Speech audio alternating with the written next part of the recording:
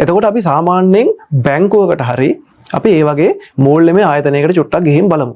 අපි දන්නවා අපිට කවුරු හරි කෙනෙක් එක්ක ගණදෙනු කරනකොට ඒ අදාළ කෙනත් එක්ක අපිට ඍජුවම ගණදෙනු කරන්න බෑ. අපිට බැංකු පද්ධතියක් භාවිතා කරන්න වෙනවා. එතනදී මොකද වෙන්නේ?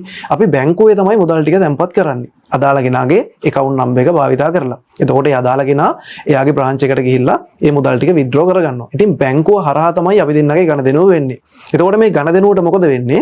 මේ ගණදෙනුව බැංකුව ඇතුලේ සටහන් වෙනවා. අපි දෙන්න අතර ගණදෙනුවක් කරා කියලා බැංකුව ඇතුලේ සටහන් වෙනවා. ඒ වගේම තමයි අනිත් කෙනාට මේ මුදල් ටික භාවිතා කරන්න බැංකුව විසින් අවස්ථාව හදලා දෙනවා. හැබැයි බැංකුව හරහා මේ මුදල් ටික හුවමාරු වෙන නිසා එයාලා මොකද්ද කරන්නේ?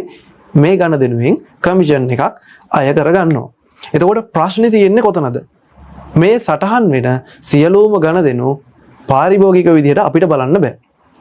ඒවා බලන්න පුළුවන් කාටද? බැංකුව ඇතුළෙත් අවසරලත් පුද්ගලයන්ට පමණයි. ඒතකොට මම කියන්නේ බැංකුව වලින් මේ සියලුම ගණදෙනු වෙනස් කරලා වංචා කරනවා කියලා. නමුත් වෙන්න පුළුවන් හැකියාවක් තියෙනවා. මොකද සීමා සහිත පිරිසකට විතරයි මෙතනදී තොරතුරු බලන්න පුළුවන් වෙලා තියෙන්නේ.